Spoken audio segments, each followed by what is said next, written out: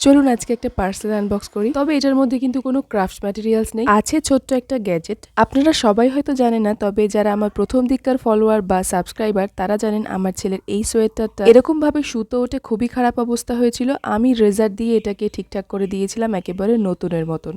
আমি তো এতদিন পর্যন্ত সোয়েটারগুলো এভাবেই ঠিকঠাক করতাম, তবে ওই ভিডিওর কমেন্ট বক্সেই আমি এই গ্যাজেটের ব্যাপারে জানতে পারি। বেশ কয়েকজন বলেছিলেন আমাকে এটা নেওয়ার কথা। আসলে তখন আমি বিশ্বাসই করে উঠতে পারিনি যে এরকম সাধারণ ব্যাপারে আবার এরকম একটা জিনিস পাওয়া যেতে পারে বলে।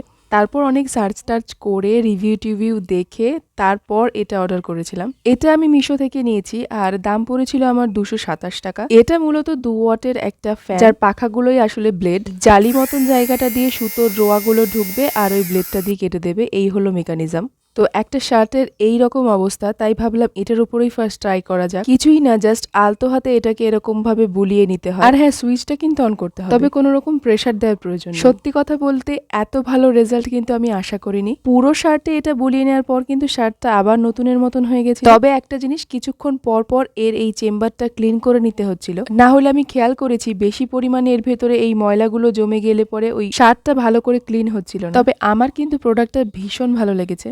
আপনারা কারা কারা এর ব্যাপারে আগে থেকে জানতেন জানাবেন তো, লিংক লাগলে সেটাও জানাতে পারেন।